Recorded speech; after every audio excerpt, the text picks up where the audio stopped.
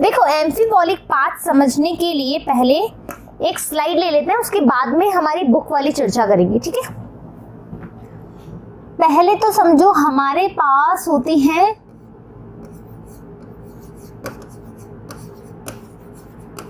Metabolic pathway,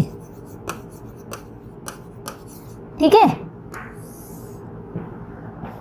metabolic pathway, metabolic pathway मतलब जितनी भी रिएक्शंस हमारी बॉडी में होती है, जितनी भी रिएक्शंस हमारी बॉडी में होती है जो कि क्या करती है, देखो हम मेटाबॉलिक यानी कि मेटाबॉलिज्म, जो हमारी बॉडी में जितनी भी बायोकेमिकल रिएक्शंस होती हैं उनको क्या करे, एक मैनर वे में चलाए, ठीक है।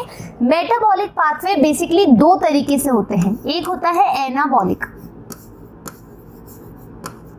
है ना, और एक होता है कैटाबॉलिक। हिंदी भी बता रही हूं, एक मिनट रुको।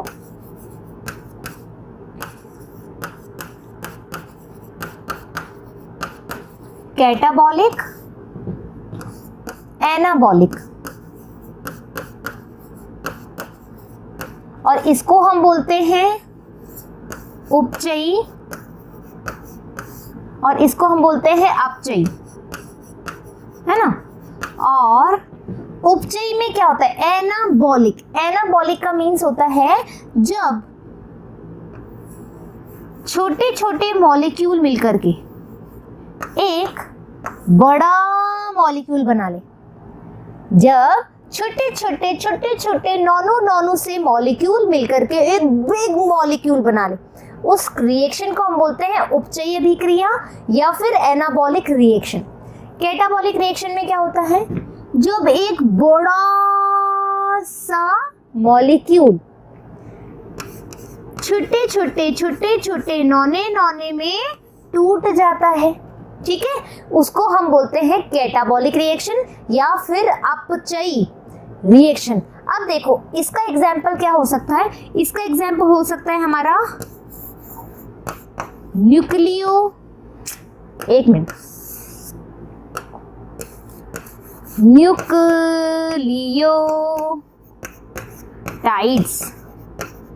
न्यूक्लियोटाइड, बहुत सारे न्यूक्लियोटाइड मिलकर के क्या बनाते हैं, न्यूक्लिक एसिड, डीएनए, है ना। बहुत सारे न्यूक्लियोटाइड मिलकर के क्या बनाते हैं, हमारा डीएनए या फिर आरएनए बनाता है, तो न्यूक्लियोटाइड्स हो गए। अब यहाँ पर आपको पता है ये क्या हो जाएगा, प्रोटीन। प्रोटीन किससे बना हुआ होता है, अमीनो एसिड से। ये लो, अमीनो अम्ल से मिलकर बना होता है। तो जब एक बड़ा सा प्रोटीन अमीनो एसिड में टूटता है, ब्रेकडाउन होता है, तो ये रिएक्शन कहलाती है कैटाबॉलिक, ठीक है। और एनाबॉलिक उपचयी रिएक्शन क्या कहलाती है, जब एक छोटे छोटे नॉने बहुत सारे अणु मिलकर के एक मॉलिक्यूल बना ले। क्लियर दैट, आई बात समझ में, दोनों की चीजें समझ में आ गई। एक बार इसका स्क्रीनशॉट ले लो, नहीं रुको। और ऐसी चीज, ऐसा चक्र या ऐसा प्रक्रिया जिसमें ये दोनों ही प्रेजेंट हो, एनाबॉलिक भी प्रेजेंट हो, कैटाबॉलिक भी प्रेजेंट हो, वो रिएक्शन क्या कहलाती है, वो कहलाती है एम्फीबॉलिक। एम्फीबॉलिक, एम्फी का मतलब जानते हो, एम्फीबियन। एम्फीबियन कौन होते थे, उभयचर। उभयचर होते थे ना, जो कि जल पे भी रहते थे और थल पे भी रहते थे।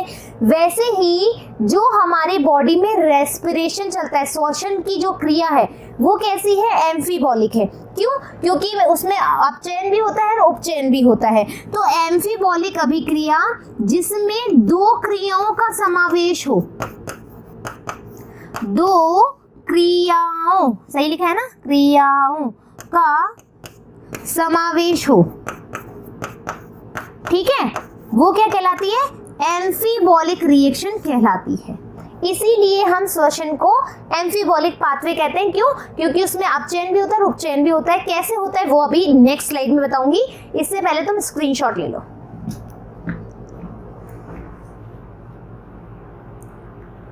डन। Screenshot done. अब देखो हमें सीखना है कि जो रिएक्शंस है वो एक्चुअल में काम कैसे करती हैं। आ जाओ, ठीक है। अब अपन लेंगे कलर सुंदर सा।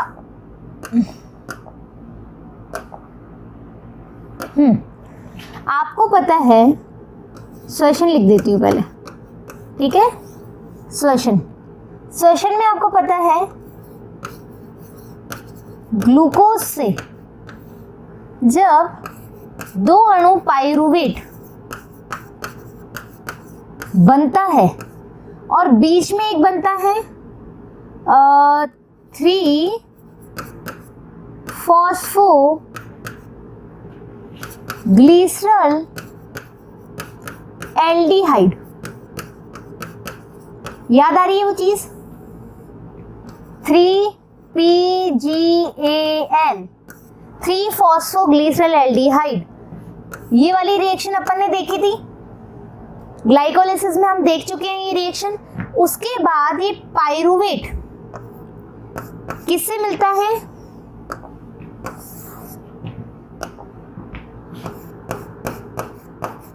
एसिटाइल कोएंजाइम A से मिलता है, ठीक है। एसिटाइल कोएंजाइम से मिलता है। फिर यहां पर हमारा चलता है क्रेब्स चक्र, और क्रेब्स चक्र के साथ ही हमारे साथ यहां पर क्या चलता है, इनर मेम्ब्रेन में इलेक्ट्रॉन ट्रांसपोर्ट सिस्टम। ये चीज हमने देखा। तो यहां पर क्या हो रहा है कि कलर चेंज कर लो एक बार, यहां पर अपने पास रिएक्शन आ गई। अब क्या होता है कि जैसे कि बच्चों तुम खाना खाते हो तो खाना खाने के बाद तुम्हें एनर्जी मिल जाती है, लेकिन जब तुम व्रत करते हो, मैंने तुम्हें बताया था ना, जब अपना लास्ट वाला पार्ट तुमने देखा होगा, बैलेंस शीट अपन ने देखी थी, है ना, संतुलन चार्ट देखा था सोल्यूशन में, तो मैंने तुम्हें कुछ कुछ बातें वहां पर भी बताई थी।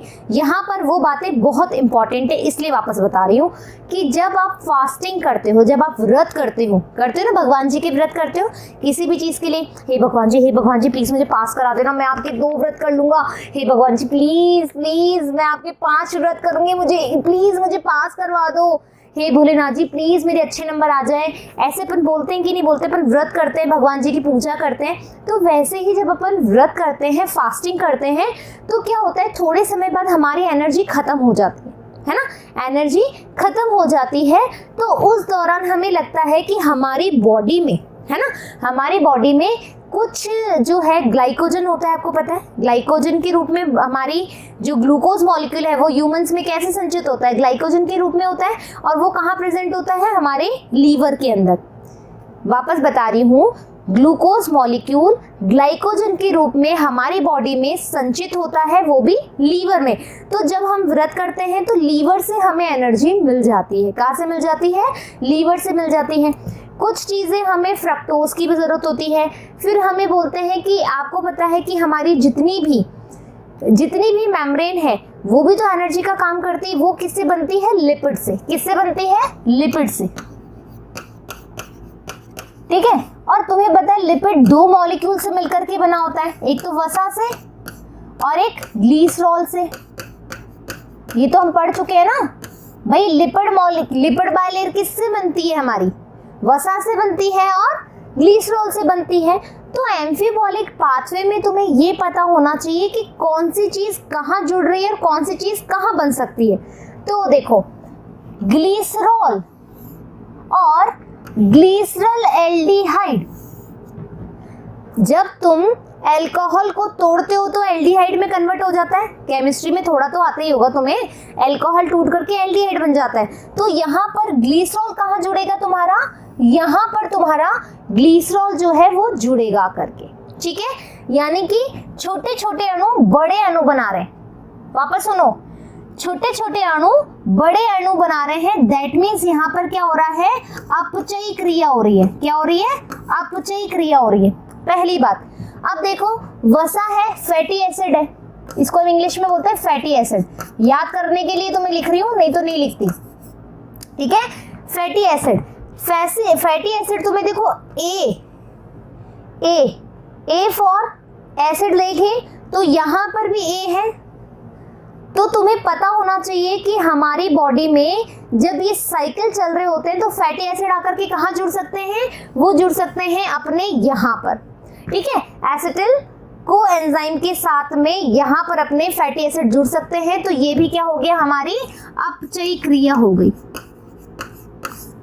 अपचयी क्रिया हो गई।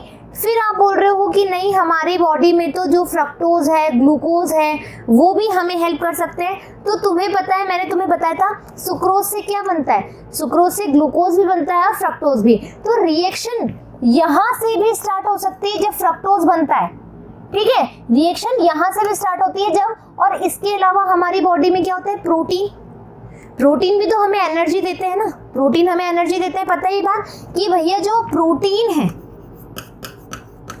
वो किससे बना हुआ है, अमीनो एसिड से, अमीनो अम्ल से मिलकर बना हुआ है।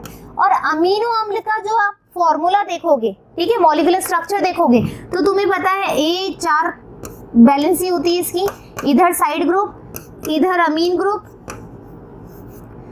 इधर कार्बोक्सिलिक ग्रुप और इधर आपका हाइड्रोजन ग्रुप, ये होता है। तो डीएमिनेशन एक अभिक्रिया होती है, क्या होती है, डीएमिनेशन, क्या होती है, डीएमिनेशन, यानी कि आपका प्रोटीन टूट रहा है, प्रोटीन टूट रहा है, यहाँ पर प्रोटीन टूट रहा है। तो यानी कि कौन सी अभिक्रिया हो रही है, अपचयी, यानी कि कैटाबॉलिक रिएक्शन। आ जाओ, ठीक है, प्रोटीन यहाँ टूट रहा है, डीएमिनाइजेशन हो रहा है, यहाँ पे क्या हो रहा है, इसको डीएमिनेशन बोलते हैं, डी विमनीकरण भी बोलते हैं, विअमीनीकरण, हिंदी में ही लिख देती हूँ, विअमीनीकरण, ये होता है हमारे यकृत में, लीवर के अंदर होता है, ठीक है। डीएमिनेशन क्या होता है, हमारे लीवर में होता है। तो ये यहाँ से टूट जाएगा और जो पाइरुवेट है, ठीक है, यहाँ पर चला जाएगा। तो यहाँ पर भी क्या हो गई, अपचयी अभिक्रिया हो गई, क्या हो गई, अपचयी अभिक्रिया। तो हमने देखा कि हमारी बॉडी में जब एनर्जी का लॉस होता है, एनर्जी हमारे पास नहीं होती है, तो कहीं ग्लिसरॉल से हमें एनर्जी मिल जाती है, हमें फैटी एसिड से एनर्जी मिल जाती है, हमें प्रोटीन से एनर्जी मिल जाती है, ताकि हम कार्य कर सकें। हमारी बॉडी में लॉस ऑफ एनर्जी के दौरान या व्रत के दौरान या हम बहुत तेज भाग रहे होते हैं, तो हमारी बॉडी में एनर्जी चाहिए होती है और वो एनर्जी हमें यहाँ से मिल सकती है। तो यानी कि क्या हो रहा है, श्वसन की क्रिया के दौरान अपचयन की अभिक्रियाएं हो रही है। देखो अपचयन हो रहा है, अपचयन हो रहा है, अपचयन हो रहा है यहाँ पर, क्लियर दैट। अब देखो अपचयन के साथ साथ हमारे श्वसन की क्रिया के दौरान उपचयन भी हो सकता है, यानी एनाबॉलिक रिएक्शन भी हो सकती है। कैसे, कलर चेंज कर लूं, ठीक है।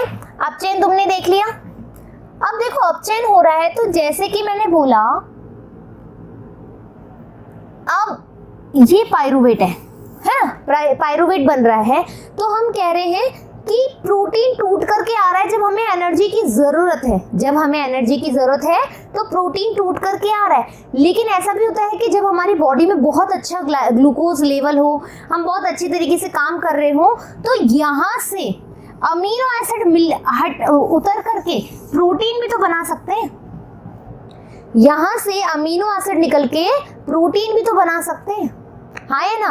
तो यानी कि क्या हो गया यहाँ पर, उपचयन, यानी एनाबॉलिक रिएक्शन। अमीनो एसिड से क्या बना रहा है, प्रोटीन बना रहा है। भाई एसिटिल कोएंजाइम में फैटी एसिड जा रहा है, फैटी एसिड कहाँ जा रहा है अपना, यहाँ पर एसिटिल कोएंजाइम में जा रहा है एनर्जी के टाइम पे, यानी टूट करके हमारे पास मॉलिक्यूल बना रहा है। लेकिन यहाँ से भी ये निकल करके फैटी एसिड या फिर लिपिड बना सकते हैं ना, बना सकते हैं ना। तो यानी कि यहाँ पर क्या हो गया हमारा, उपचयन,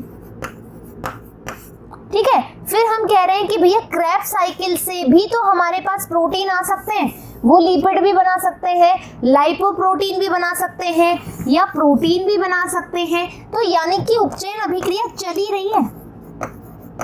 तो इस तरीके से जब तुम ओवरऑल इस डायग्राम को देखोगे तो तुम्हें लगेगा कि श्वसन के दौरान हमारी एनाबॉलिक रिएक्शन भी हो रही है और कैटाबॉलिक रिएक्शन भी हो रही है, यानी उपचयन भी हो रहा है और अपचयन भी हो रहा है आवश्यकता के आधार पर। तो दोनों चीजें चल रही है। यही रीजन है कि पादप श्वसन या फिर श्वसन की अभिक्रिया एम्फोबॉलिक होती है, यानी कि उभयचर होती है, उभयचर नहीं, उभय वाली होती है, जिसमें आपके एनाबॉलिक रिएक्शन भी होती है और कैटाबॉलिक रिएक्शन भी होती है। इसका स्क्रीनशॉट ले लीजिए।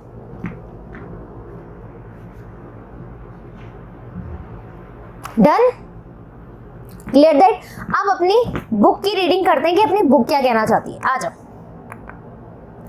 श्वास के लिए ग्लूकोज अनुकूल क्रियाधार है, ठीक है, ये तो हमें बताइए, हमने इससे पहले भी बात कर ली।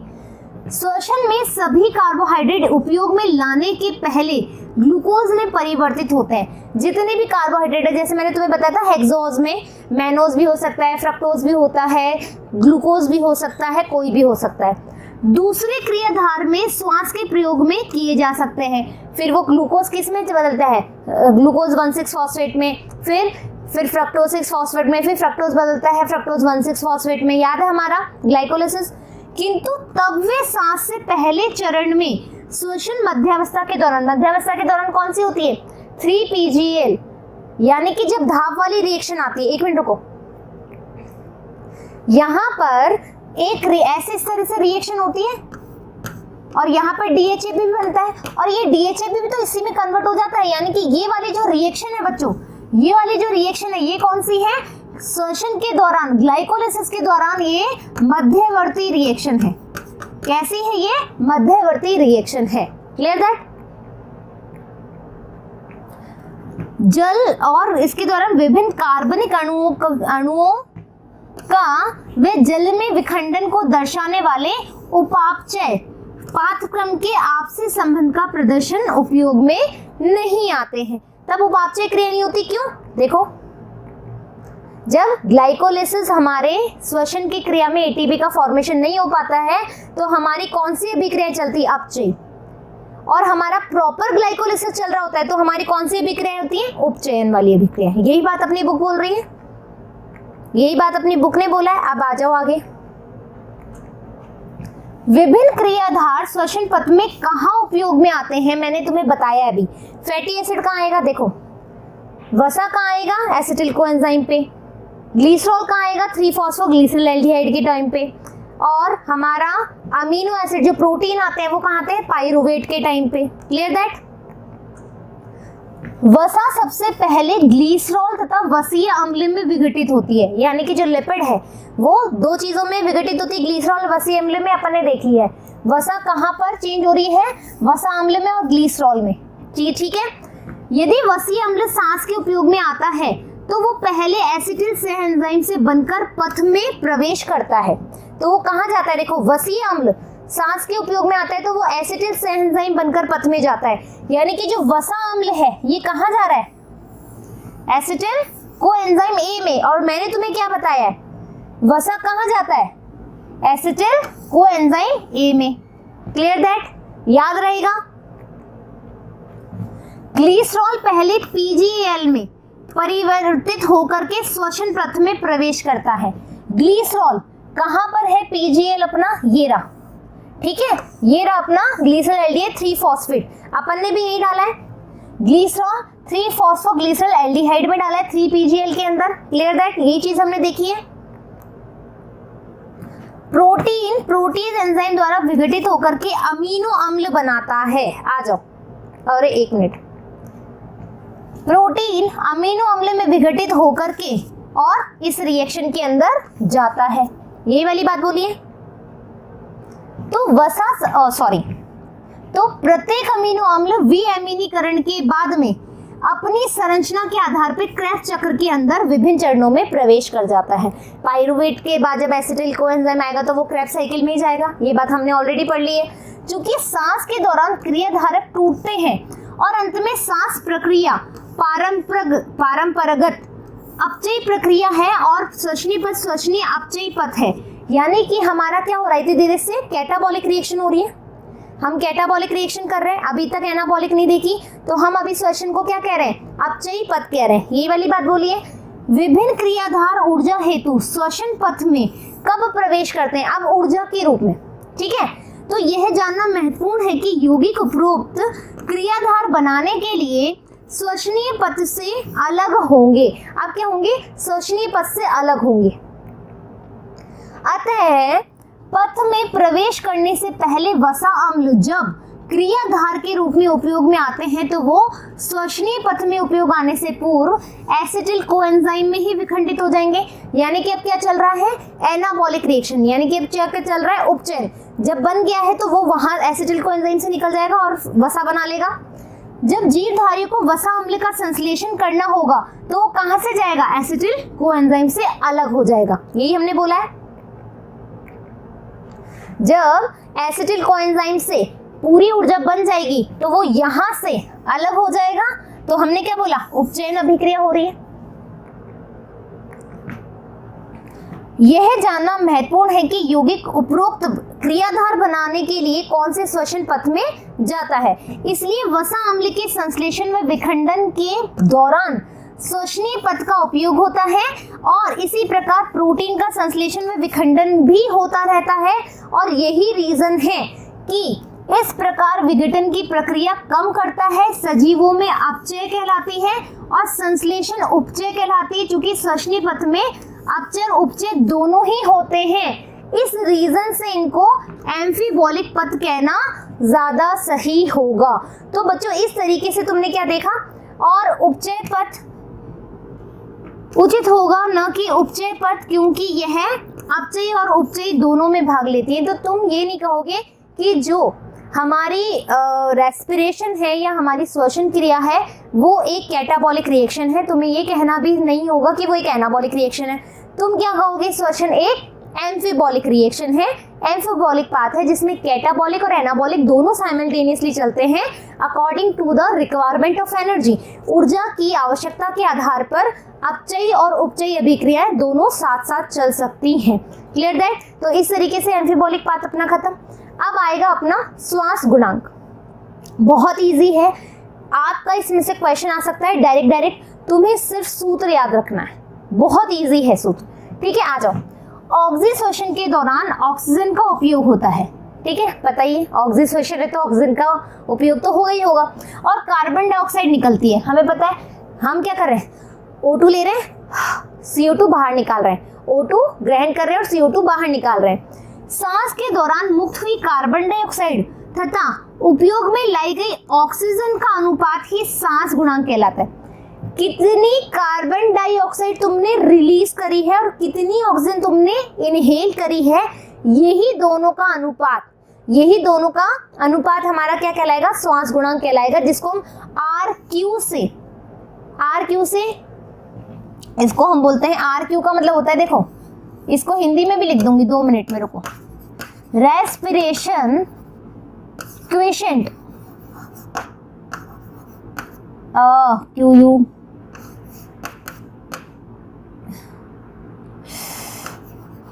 क्वेशेंट। ठीक है, कहाँ गलत कर दिया, क्वेशेंट, हाँ ठीक है।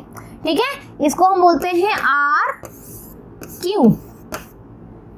इसको हिंदी में भी लिख देती हूँ, रेस्पिरेशन क्वेशेंट, शेंट। ठीक है, क्वेशेंट बोलते हैं इसको। मैंने स्पेलिंग गलत लिखी है, मेरे को लग रहा है।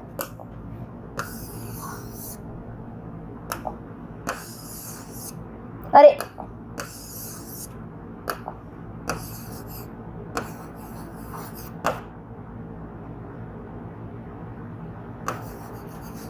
कुछ ऐसी होगी, एक बार आप नेट पे सर्च कर लेना, मुझे भी थोड़ा सा कंफ्यूज हो रहा है इसके स्पेलिंग में, लेकिन बोलते इसको यही है, रेस्पिरेशन क्वेशेंट। ठीक है, श्वसनीय अनुपात कहते हैं। अब श्वसनीय अनुपात श्वास गुणांक क्या है, देखो मुक्त हुई CO2 का आयतन, कितनी CO2 बाहर निकली। देखो तुम्हें याद रखना होगा हमेशा, क्या याद रखना होगा कि तुम जो बोल रहे हो कि हमें सबसे पहले ऊपर क्या रखना होगा, जितनी हमने कार्बन डाइऑक्साइड छोड़ी है और जितनी हमें इनहेल O2 लिए उसका अनुपात हमें नीचे लिखना पड़ा। मुक्त हुई CO2 ऊपर और उपयोग में लाई गई O2 नीचे, यानी कि शॉर्ट फॉर्म में देख लो,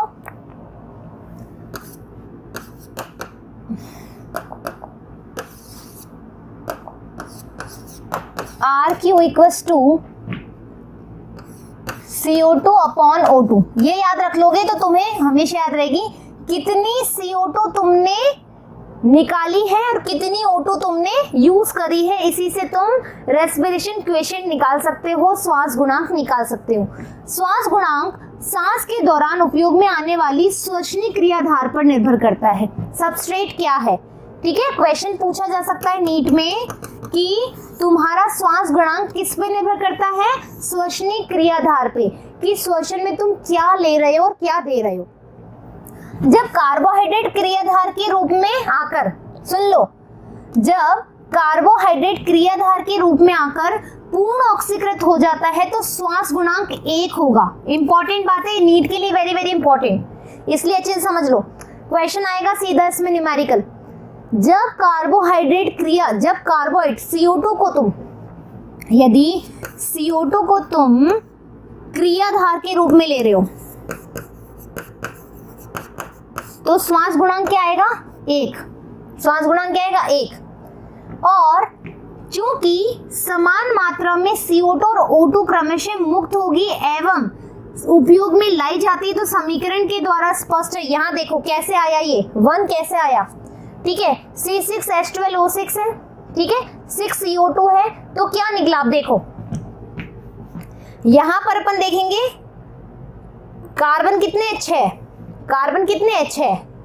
तुम्हें थोड़ी थोड़ी बैलेंस करना बता रही हूँ रिएक्शन को, केमिस्ट्री मुझे इतनी अच्छी से नहीं आती, बट फिर भी 6 कार्बन है, 6 कार्बन है। O2 कितना है, 6 दूनी 12, 6 यहाँ पर है और 2 और 6 यहाँ पर, देखो कितना हो गया, 6 दूनी 12, 6 दूनी 12, ठीक है। अपन को ये वाली ऑक्सीजन लेनी है, यहाँ पे आ गई। फिर 6H2O, 6H, H कितना है, 12 है, 6 दूनी 12, तो 12 हो गया, और O बचा है अपना, और ऊर्जा एनर्जी जो निकला, क्लियर दैट। तो श्वास गुणांक कितनी एनर्जी आई, 6 CO2 जितना उत्पाद बना, और कितना उत्पाद हमने उपयोग में लिया, 6 O2, तो हमारा क्या होगा देखो, 6 CO2 6 O2, ठीक है, 6 से 6 गया तो क्या बचा हमारे पास, 1। आ गया आपको समझ में, समीकरण समझ में आ गया। एक बार स्क्रीनशॉट ले लो, स्क्रीनशॉट ले लो एक बार फटाफट, क्लियर दैट। जब वसा सांस में प्रयुक्त होती है तो सांस गुणांक 1.00 से कम होता है। और अब देखो हम बोल रहे हैं श्वसन में जब वसा का यूटिलाइज कर रहे हैं हम, तो श्वास गुणांक क्या होगा, क्वेश्चन आ सकता है तुम्हारे, ये तुम्हारे नॉर्मल एग्जामिनेशन में भी और नीट में भी। वसा को तुम यदि यूज ले रहे हो तो श्वास गुणांक क्या होगा, 1.0 से कम होगा, ठीक है। श्वास गुणांक क्या होगा, से कम होगा, कब, जब वसा को तुम क्रियाधार के रूप में लोगे। वसा अम्ल ट्राइपामिटिन के रूप में उपयोग में आता है तब इसकी गणना निम्नलिखित होती है। अब देखो कैसे निकाला इन्होंने, ठीक है, सेम सूत्र है। यहाँ पर देखो 145 O2 है, लिख दो यहाँ पर 145 O2 है, ठीक है, और CO2 कितनी है, 102 CO2 है। जब तुम इसका भाग इसमें लगाओगे तो तुम्हारे पास आएगा ये 0.7, ठीक है, और ये 0.7 क्या हुआ, 1 से कम हुआ, 1 से कम हुआ ना, हाँ है ना, 1 से कम आ गया। तो प्रोटीन श्वसनीय क्रियाधार के रूप में प्रयुक्त होता है। अब प्रोटीन को आप क्रियाधार के रूप में ले रहे हो तो क्या आएगा आपका 0.9 के, लेकिन 1 कब आएगा, जब तुम्हारा CO2 क्रियाधार होगा। वापस सुन लो, क्लोजर आइज, ठीक है, अपनी आंखें बंद करो और सिर्फ ध्यान लगा के सुनो, देखो मत सुनो। मैं कह रही हूं कि श्वास गुणांक क्या होता है।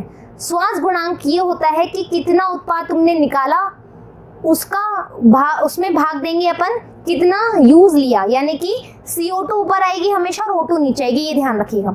फिर मैंने बोला यदि CO2 क्रियाधार है तो श्वास गुणांक 1 आएगा।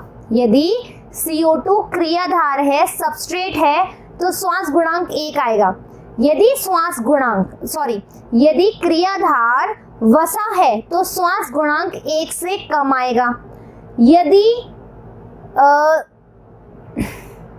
यदि हमारा क्रियाधार, ठीक है, यदि हमारा क्रियाधार प्रोटीन है तो श्वास गुणांक 0.9 आएगा। Clear that? अब देखो इधर आ जाओ, एक खाली स्लाइड ले लेते हैं, तुम्हारी सारी चीजें क्लियर। ये स्लाइड भी याद कर लोगे तो तुम्हारी चीजें क्लियर, ये याद रखो तुम, ठीक है, शॉर्ट फॉर्म में ये याद रखो।